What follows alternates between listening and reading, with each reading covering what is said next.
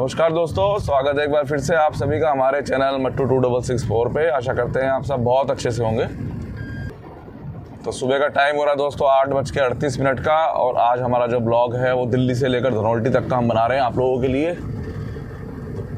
तो थोड़ा बहुत बरसात वगैरह चल रही है पहाड़ों पे, तो मैंने सोचा क्यों ना धनौल्टी जाके देखा जाए कि बर्फ़बारी हुई है या नहीं हुई है, और आप लोगों को भी दिखाया जाए। तो दोस्तों लास्ट भी हमने जो एपिसोड पूरे अपने बनाए थे, अपनी वीडियोस बनाई थी, इसमें माता वैष्णो देवी और उसके बाद पटनी टॉप तक की जो वीडियोस हमने डाली थी, उन सभी पे आप सभी ने बहुत प्यार दिया।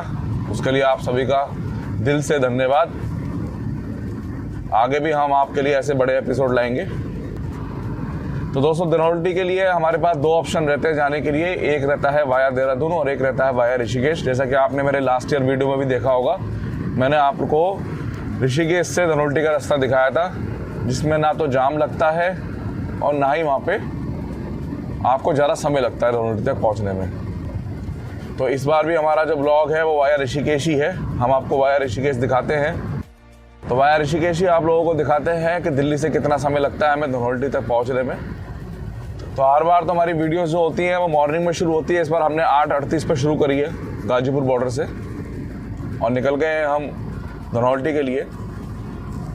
तो हरिद्वार तक तो मैं आपको मुख्य मार्ग दिखाऊंगा, ज़्यादा लंबा वीडियो नहीं करूंगा, जिससे कि आपको आइडिया लग जाए कि हरिद्वार तक कैसा ट्रैफिक है। क्योंकि आप सब जानते ही हैं हरिद्वार की बहुत वीडियोज़ है हमारी, कुछ बदलाव नहीं हुआ है हाईवे पे। तो ऋषिकेश से जो हम धनौल्टी जाएंगे, आपने हमारा ब्लॉग देखा था ऋषिकेश से टिहरी झील वाला, तो उसमें हम चंबा तक गए थे। चंबा तक ही हमें आज भी जाना है। फिर वहाँ से हम टिहरी झील के लिए सीधे चले गए थे, और हमें राइट हो जाए वहाँ से तो हम चले जाएंगे धनौल्टी के लिए। तो आज आपको दिखाते हैं धनौल्टी का पूरा ब्लॉग, और बर्फ़बारी से भी अवगत कराते हैं कि पड़ी है या नहीं पड़ी है। फिलहाल दिल्ली मेरठ एक्सप्रेसवे की तरफ चल रहे हैं हम। तो जैसा कि आप लोग जानते ही हैं, दिसंबर का भी मिड चल रहा है और अभी भी कोई ज़्यादा खास ठंड नहीं पड़ी है। दिल्ली साइड में तो विशेषकर ठंड कुछ खास नहीं है, और फॉग अब थोड़ा थोड़ा दिखने लगा है। आप देख सकते हैं दिल्ली मेरठ एक्सप्रेसवे पे अब मुझे फॉग मिला है। तो धनौल्टी दोस्तों जो है वो दिल्ली के सबसे नज़दीक ऐसा हिल स्टेशन है जहाँ बर्फ़बारी मिलती है आपको। बाकी सब डिस्टेंस पे हैं, थोड़ा ज़्यादा डिस्टेंस है। अगर किलोमीटर की बात करी जाए तो 300 किलोमीटर दूर है आपका वाया ऋषिकेश धनौल्टी, और अगर आप देहरादून होकर जाते हैं तो वहाँ से भी लगभग 310-320 ही पड़ता है। लगभग डिस्टेंस तो बराबर ही है दोनों साइड से। अगर आप वाया ऋषिकेश जाते हैं तो एक तो आपको जाम नहीं मिलता है, और आप ट्रैफिक जाम से बचते हैं देहरादून के, मसूरी हाईवे के और मसूरी के। सिंपल रास्ता है, साफ रास्ता है, आप बड़े आराम से धनौल्टी जा सकते हैं वाया ऋषिकेश होकर। तो दोस्तों मामाअर्थ के कुछ प्रोडक्ट के बारे में आपको मैं बताना चाहूँगा। पहला है मामाअर्थ का एंटी डैंड्रफ शैम्पू, जिसमें लेमन और जिंजर का मिश्रण है, और दूसरा है मामाअर्थ का एंटी डैंड्रफ कंडीशनर, इसमें भी लेमन और जिंजर का मिश्रण है। तो आप लोग जानते हैं सर्दियों में हमारे सरों में रूसी वगैरह की और खुजली वगैरह की दिक्कत हो जाती है। अगर हम लगातार मामाअर्थ के लेमन एंटी डैंड्रफ शैम्पू का यूज़ करते हैं, जिसमें लेमन है और अदरक है, ये दोनों ही आपके डैंड्रफ को 100% ख़त्म करती हैं, खुजली की समस्या का भी समाधान करती हैं। डे बाय डे यूज़ करेंगे तो आपको इससे काफ़ी फ़र्क पड़ेगा। शैम्पू यूज़ करने के बाद अगर आप मामाअर्थ के लेमन एंटी डैंड्रफ कंडीशनर का भी यूज़ करते हैं तो दोस्तों इसमें भी लेमन और अदरक दोनों का ही रस है, जो आपके बालों को शाइनी बनाएगा और डैंड्रफ को आपके बालों में आने से रोकेगा। तो जैसा कि आप जानते हैं मामाअर्थ एक पूरी तरह से इंडियन ब्रांड है, प्लास्टिक पॉजिटिव ब्रांड है। अगर आप मामाअर्थ का कोई भी प्रोडक्ट मामाअर्थ की वेबसाइट या मामाअर्थ की ऐप या मामाअर्थ की shop, purple, Nykaa, Amazon, Flipkart से परचेस करते हैं, तो आप भी कहीं ना कहीं मामाअर्थ का जो लक्ष्य है 2025 में 10 लाख पेड़ लगाने का, अपनी उसमें आप भागीदारी देंगे। हमारे दिए हुए कूपन का अगर आप यूज़ करते हैं, जो है मट्टू 2023, तो आपको इन सभी प्रोडक्ट पे 20% का डिस्काउंट मिलेगा। तो मेन चीज़ ये है कि सबसे पास ये पड़ता है दिल्ली से हिल स्टेशन, जहाँ पे आपको स्नोफॉल देखने को मिलेगी। वैसे उत्तराखंड में 3 से 4 जगह ऐसी हैं जहाँ पे स्नोफॉल होता है, और सुविधाएं भी अच्छी खासी हैं आपके रुकने के लिए। तो पहले नंबर पे धनौल्टी है, दूसरे पे सबसे नियर बाई चौपता पड़ता है। फिर उसके बाद जो दोनों सेम किलोमीटर पे पड़ते हैं वो पड़ता है एक औली, और दूसरा पड़ता है आपका हर्षिल। हर्षिल और औली की जो दूरी है ऋषिकेश से लगभग 270 किलोमीटर पड़ती है। तो 4 हिल स्टेशन हैं जो यहाँ पे आपको बर्फ़बारी मिलेगी। चक्राता में भी मिलती है, मगर चक्राता में थोड़ा वेट करना पड़ता है, इतनी जल्दी से मिलती नहीं है। अगर आप इन चारों हिल स्टेशन पर जाएं दिसंबर से फरवरी के बीच में तो आपको बर्फ़बारी देखने को मिल सकती है। तो यहाँ से लेफ्ट हो जाए तो हम चले जाएंगे मुरादाबाद के लिए, हापुड़ के लिए।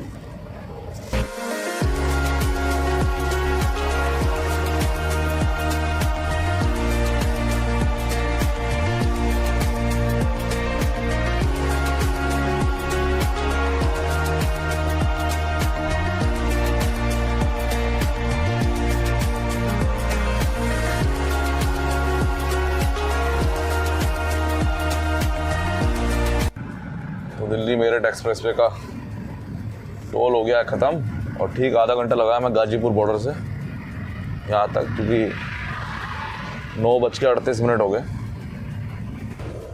तो दिल्ली मेरठ एक्सप्रेसवे हमने कर दिया क्रॉस और अब आएगा दिल्ली मेरठ बाईपास, यानी मेरठ का बाईपास।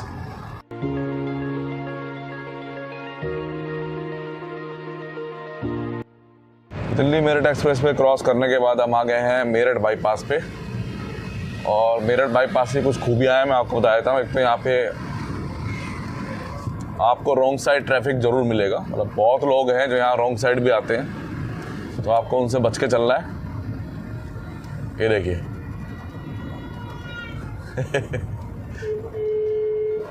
तो ये रियलिटी है मतलब इसकी ना, मेरठ बाईपास की। तो 22 किलोमीटर के आसपास का टोटल ये बैच है जिसमें ये समस्या बहुत बड़ी है रॉन्ग साइड की। ये देखिए, तो एक खूबी है आपका। तो हमने बहुत डेंजरस बाईपास क्रॉस किया है अभी दिल्ली में का मेरठ बाईपास जो है उसे हमने कर दिया क्रॉस। और शुरू में तो मैंने आपको 2 या 3 ही दिखाई थी गाड़ियाँ जो रॉन्ग साइड आ रही थी। उसके बाद जब पूरा हम क्रॉस कर रहे थे तो लगातार रॉन्ग साइड गाड़ी आ रही लगातार, और ऐसा नहीं कि वो स्लो स्पीड से आ रहे हैं, फुल स्पीड से। तो ये हालात हैं फिलहाल मेरठ बाईपास के, और ये अभी से नहीं है, पता नहीं कितने सालों से और लगातार चल ही रहे हैं। तो मेरठ बाईपास क्रॉस करके अब आगे आएगा टोल टैक्स।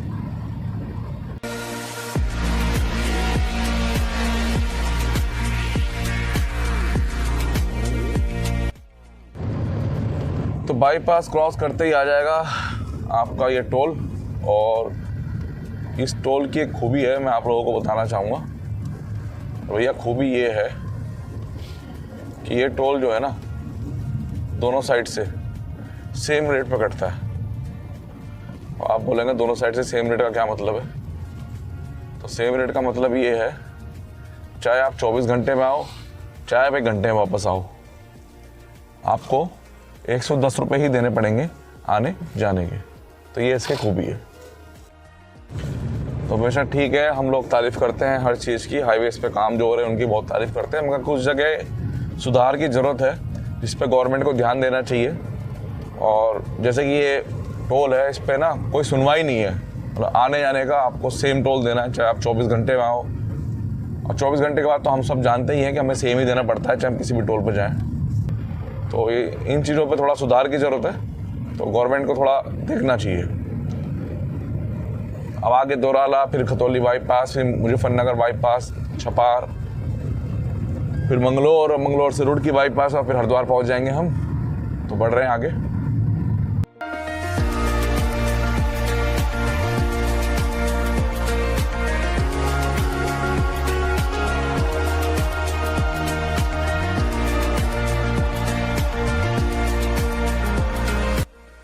तो दिल्ली हरिद्वार हाईवे की ताज़ा हालात हैं ये।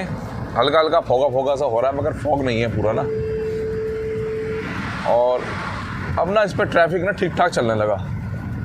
पहले तो ये था कि सीज़न पे ही ट्रैफिक चलता था, मगर अब इस पर प्रॉपर ट्रैफिक चलता है। और जैसे ही दिल्ली देहरादून एक्सप्रेस बन के तैयार हो जाएगा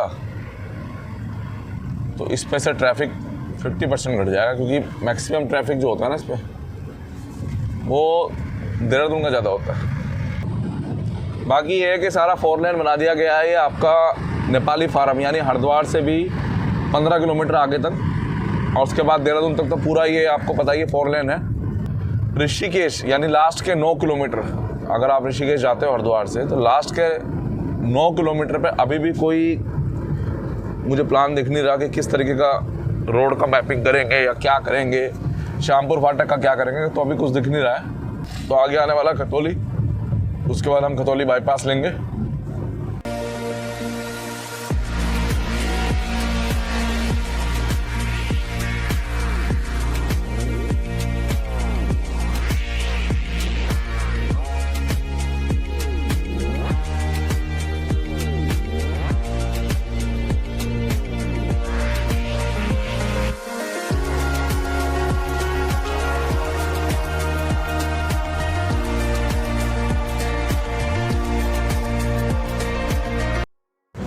तो फिलहाल हैं हम मुजफ्फरनगर बाईपास, स्टार्ट हुआ है अभी। तो ये जो दिल्ली हरिद्वार हाईवे है बेशक 4 लेन बन गया है, मगर अब इस पे ना ट्रैफिक बहुत ज़्यादा बढ़ता जा रहा है डे बाई डे। अभी नितिन गडकरी जी ने अनाउंस तो किया था कि दिल्ली हरिद्वार को भी 6 लेन में या दिल्ली हरिद्वार का भी कोई एक्सप्रेस वे बनाने का प्लान चल रहा है, जिससे कि हरिद्वार भी आप दिल्ली से 2 घंटे में पहुँच जाएँ। तो वैसे मॉर्निंग के टाइम पे इस हाईवे पे आओ ना आप तो 2 घंटे लगते हैं आपको, अगर आप 5 से 7 बजे के बीच में कहीं दिल्ली से चलते हैं तो। मैं बॉर्डर से बात कर रहा हूँ, दिल्ली बॉर्डर से, क्योंकि हमने कई बार सुबह 5 बजे 4 बजे सफ़र किया है तो हम 2 सवा 2 घंटे में बड़े आराम से हरिद्वार पहुँच गए हैं।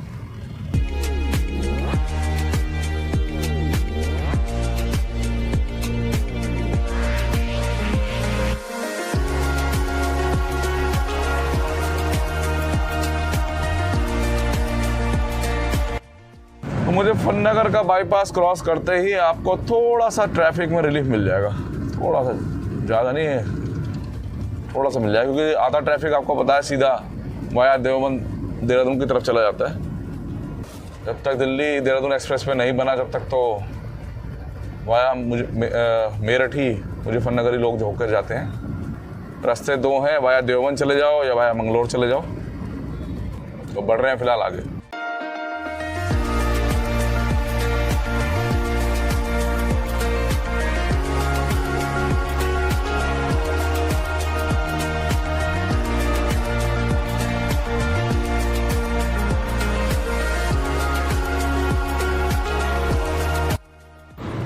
एक और टोल आ गया, मुझे खुद उठ रहा है वो बंद हो रहा।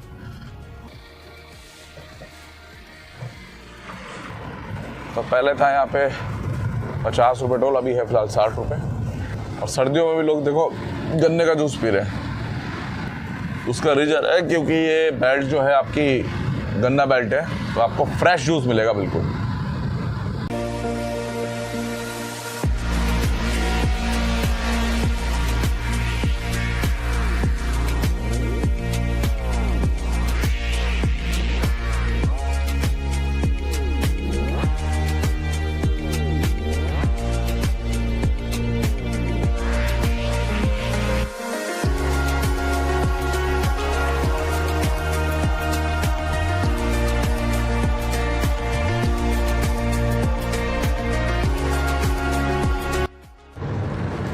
तो वेलकम टू उत्तराखंड, और हम उत्तराखंड में एंटर हो गए। तो उत्तराखंड की सबसे बड़ी क्वालिटी ये है कि जैसे ही आप उत्तराखंड में एंटर होते चले जाएंगे तो मौसम भी साफ़ होता चला जाएगा, आसमान नीला हो जाएगा। आपको कैमरे में भी दिख रहा होगा हल्का हल्का लाइट ब्लू हो रहा है, और हम जैसे जैसे धनौल्टी की तरफ बढ़ेंगे पूरा ब्लू हो जाएगा। तो क्लियर मौसम मिलने वाला है आपको। बॉर्डर कर दिया क्रॉस, एंटर हो गए उत्तराखंड में।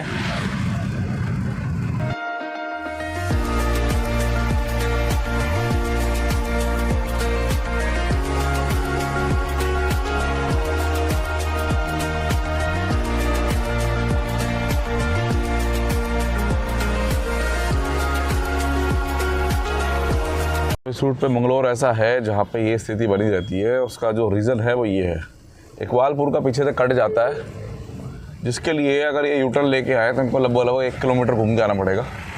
तो ये सब क्या करते हैं, लोकल लोग रॉन्ग साइड आ जाते हैं, जिसकी वजह से मंगलोर में हमेशा जाम लगा रहता है, हमेशा।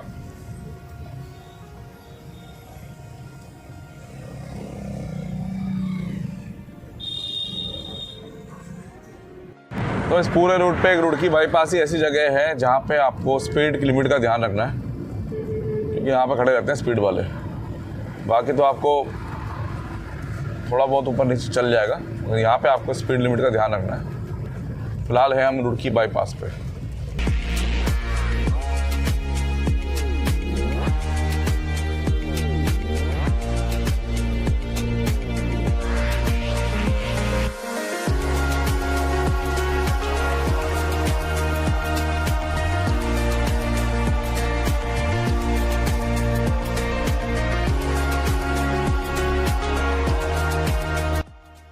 तो पतंजलि योगपीठ पे हम पहुंच गए, बाबा रामदेव का आश्रम। 2 घंटे 20 मिनट हो गए मैं दिल्ली से चले हुए, ठीक 11 बजने में भी 2 मिनट है शायद।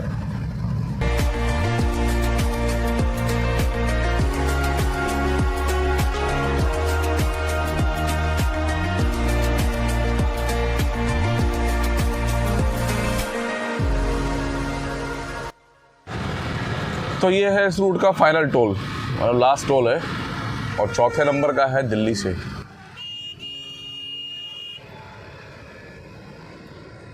₹95 लिखे हैं, मगर मुझे लग रहा है 110 रुपये इसकी कीमत हो चुकी है, और हमेशा ये खराब ही रहता है। तो फिलहाल ₹95 ही है टोल मेरे हिसाब से, क्योंकि अंदर भी 95 ही लिखा था। तो हरिद्वार पहुंचने वाले हैं और 2.5 घंटे होने में अभी 5 मिनट है। बताएंगे आपको कितना समय लगेगा हरिद्वार तक आ जाए ट्रैफिक टाइम में। तो फाइनली दोस्तों हम हरिद्वार पहुंच गए, और हम हैं हरिद्वार के आउटर पे, यानी गुरुकुल कांगड़ी के पास। राइट साइड में है हमारे गुरुकुल कांगड़ी।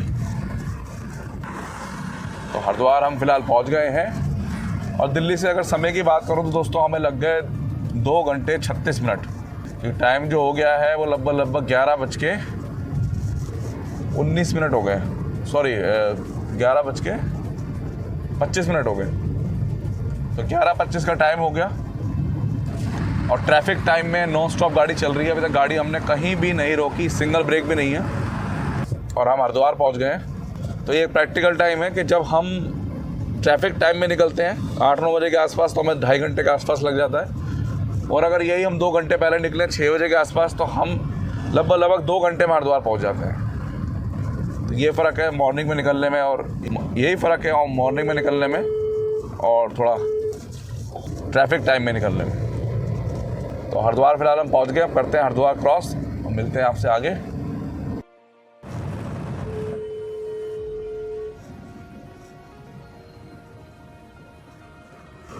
तो हर की पैड़ी भी हमने क्रॉस कर दिया है, और हम हर की पैड़ी के पास से गुजर रहे हैं फिलहाल। ऋषिकेश की दूरी यहाँ से 23 किलोमीटर है, वहाँ से 55 किलोमीटर चंबा, और चंबा से 30 किलोमीटर धनौल्टी।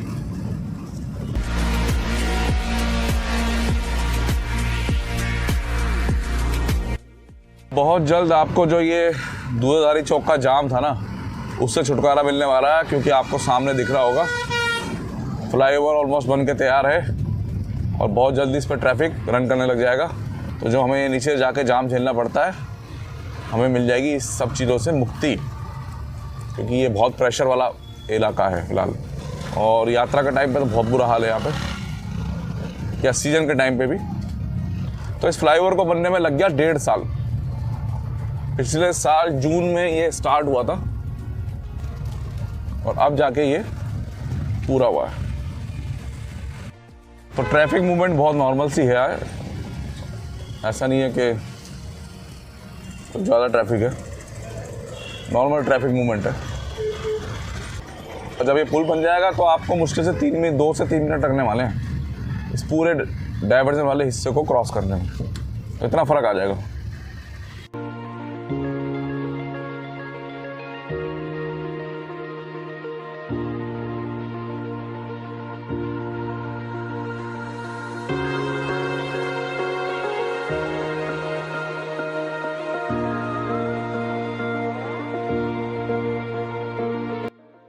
तो नेपाली फार्म हम पहुंचने वाले हैं।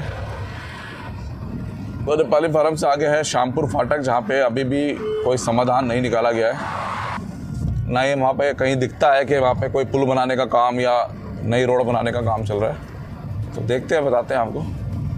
टाइम फ़िलहाल दोस्तों पूरे 3 घंटे हो गए हमें, और टाइम हो गया है 11:40, यानी 3 घंटे 2 मिनट हो गए हमें, और अभी हम ऋषिकेश नहीं पहुँचे हैं। 8 किलोमीटर दूरी रह गई है ऋषिकेश की।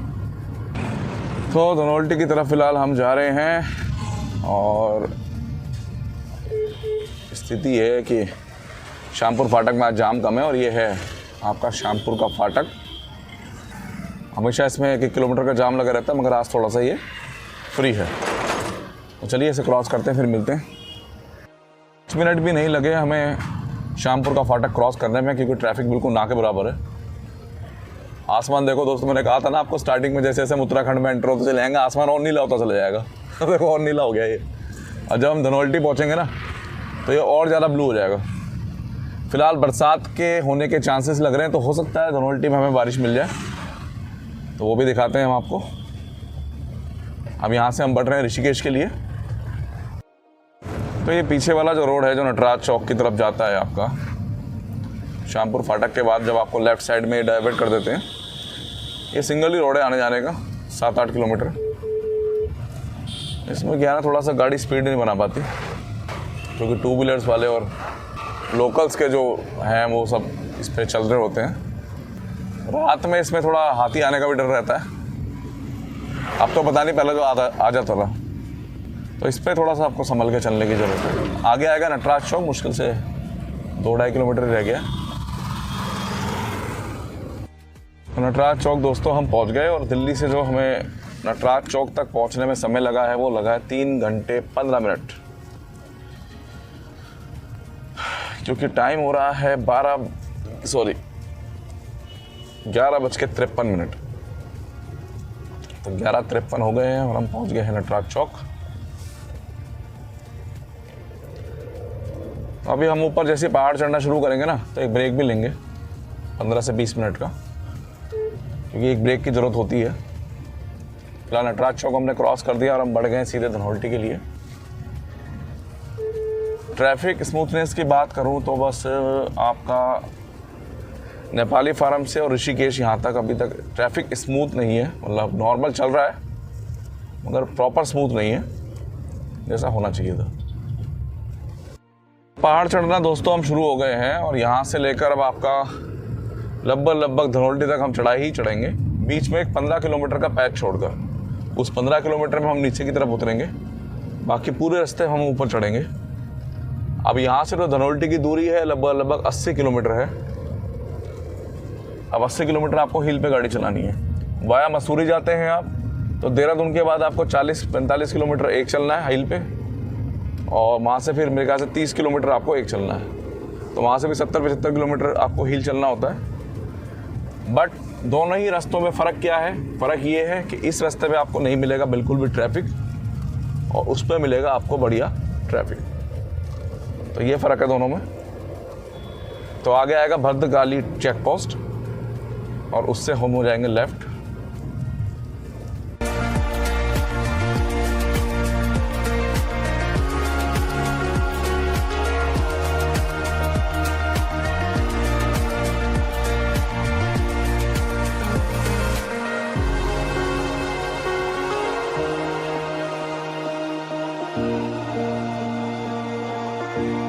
आ गया दोस्तों भद्रकाली चेक पोस्ट। राइट हो जाएं तो चले जाएंगे हम राम झूला, लक्ष्मण झूला, केदारनाथ, बद्रीनाथ जी, देवप्रयाग। लेफ्ट हो जाएं तो हम चले जाएंगे यमुनोत्री, गंगोत्री, धनोल्टी, टिहरी डैम। तो हम हो जाएंगे यहाँ से लेफ्ट।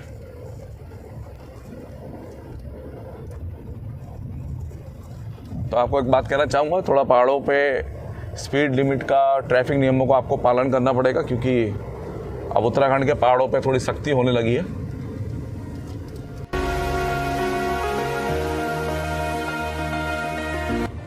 तो चढ़ाई चढ़नी हमने शुरू कर दी है, चढ़ाई चढ़नी।